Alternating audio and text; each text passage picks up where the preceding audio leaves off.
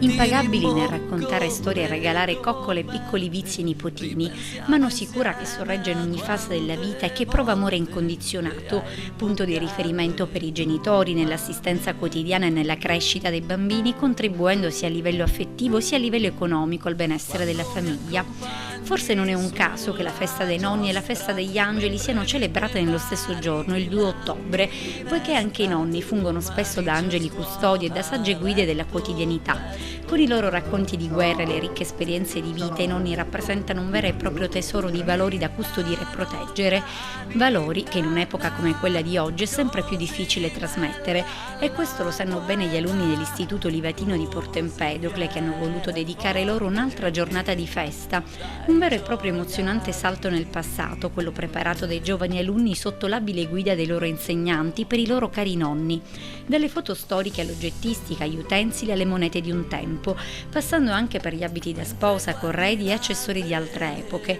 Una giornata all'insegna dell'emozione e del ricordo, in cui non sono mancate poesie, rappresentazioni e canti dedicati a questa importante ed insostituibile figura, come la ninna nonna, una dolcissima ninna nanna al contrario, cantata dal nipote al proprio nonno.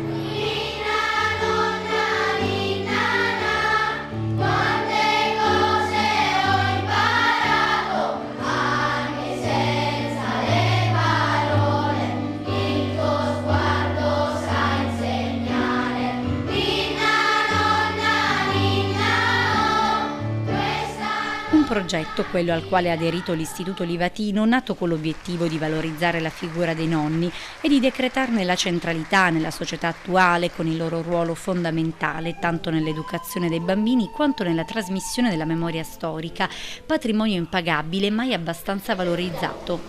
Non ci cucinerai questa sera, nonna? Dai, non implodo, bella mia. E la torta! Sì, a torta pensa. A torta, ti va bene la zuccarina.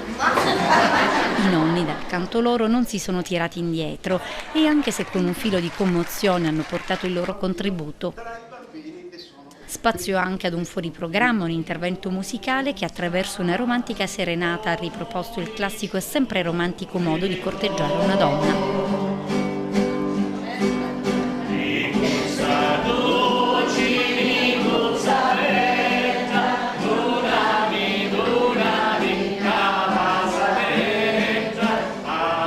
Un'occasione per il dirigente scolastico Calogero Castelli per salutare gli alunni delle quinte classi coinvolte nel progetto.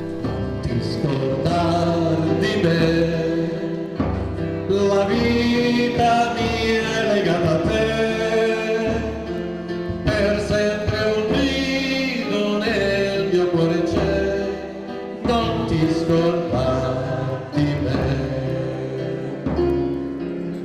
non ti scordar di me.